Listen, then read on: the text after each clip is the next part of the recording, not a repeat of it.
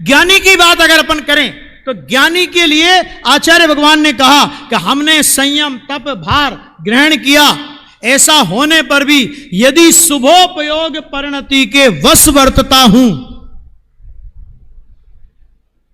मुनिराज को अशुभोपयोग तो नहीं है ना, कि शुभोपयोग परिणति के वश वर्तता हूं, तो उन्होंने कहा महादुख संकट निकट है। क्या शब्द का प्रयोग किया? महादुख संकट निकट है। यह महादुख संकट कौन सा भैया? मैं आपसे पूछूं महादुख संकट कौन सा? कि भाई साहब यहां पर कुंद कुंद आचार्य भगवान, अमृतचंद्र आचार्य भगवान, पद्म प्रमलधारी देव, समंत भद्र आचार्य देव, ये वीतरागी संत छठे सातवें गुणस्थान की भूमिका में झूलने वाले वीतरागी संत,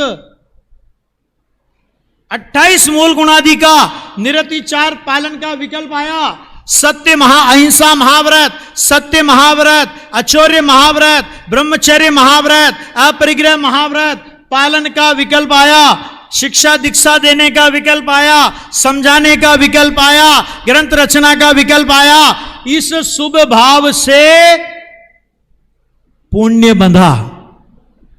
क्या बंधा? पुण्य बंधा। पुण्य से कहां गए? कहां गए? वैमानिक में। स्वर्ग में भी भूतड़ा उतड़ा नहीं, वैमानिक में गए। और वैमानिक में गए तो क्या हुआ? कौन सा गुणस्थान? ध्यान देना। अरे किसी भी गति में जीव जन्मे, सम्यक दर्शन सहित जन्म सकता है, लेकिन संयम सहित किसी भी गति में जीव का जन्म नहीं हो सकता। चारों गति का ले लो आप। कोई सम्य दृष्टि मर करके अगर नरक में भी गया, पूर्व में आयु बंधा, माने जन्मेगा, सम्यक दर्शन सहित जन्म सकता है, लेकिन संयम सहित जन्म नहीं ले सकता। संयम तो बाद में प्राप्त करेगा।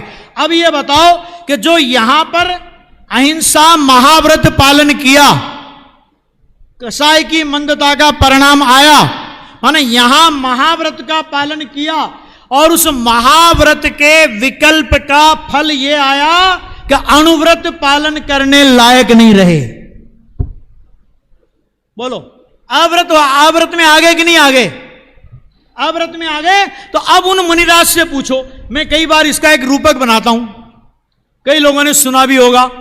मैंने कहा अपने गुरुदेव श्री जीवन भर कुंद कुंद आचार्य के, अमृतचंद्र आचार्य के, पद्म प्रमलधारी देव के, वीतरागी संतों के शास्त्रों का प्रचार प्रसार किया और यहां से देह का परिवर्तन करके वैमानिक देव में पहुंचे। तो गुरुदेव को विकल्प आया। पहले पहले तो भगवान के दर्शन किए उनने, क्योंकि जो भी ज्ञानी होते हैं ना, वो ज्ञानी सबसे पहले स्वर्ग में जाके भगवान के दर्शन करते हैं। दर्शन करने के बाद गुरुदेव को विकल्प आया।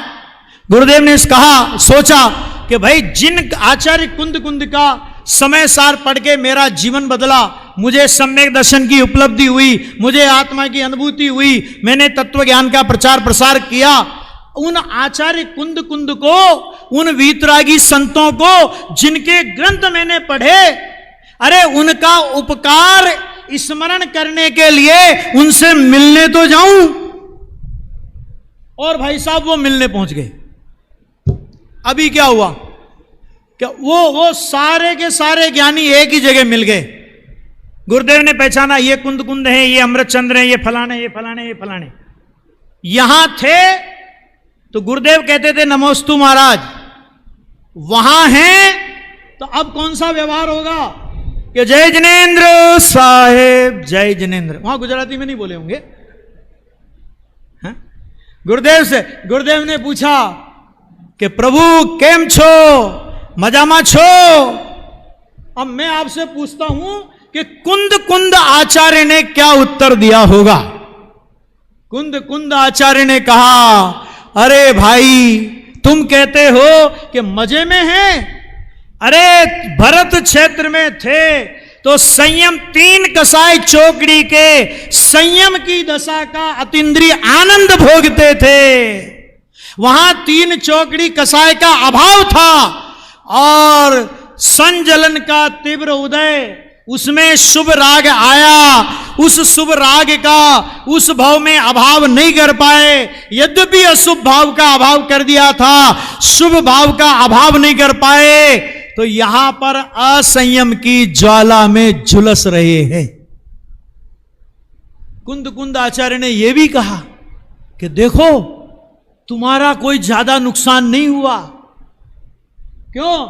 क्योंकि वहां पर भी जो गुणस्थान था वो गुणस्थान आपका तो यहां भी कायम है, लेकिन हमारा कितना नुकसान हुआ ये हम जानते हैं, और आप हमसे पूछते हो कि मजे में हो। विचार करो भाई, पूछो उन सरवार सिद्धि के नकुल और सहदेव से कि एक विकल्प का फल आया, एक जरा सा विकल्प आया। क्या विकल्प आया? महामुनिराजों को कैसा उपसर्ग, अपने प्रति नहीं, दूसरे मुनिराजों का, सहोदर मुनिराजों का, साधर्मी मुनिराजों के प्रति विकल्प आया। 33 सागर का आजन्म कारावास हो गया। 33 सागर केवल ज्ञान से दूर हो गए, संयम से दूर हो गए, और खड़े कहां थे? भाई श्री के वचनामृत के आधार पे कहें तो खड़े कहां थे कि मुनि दशा अर्थात केवल ज्ञान की तलहटी, केवल ज्ञान की तलहटी में खड़े थे।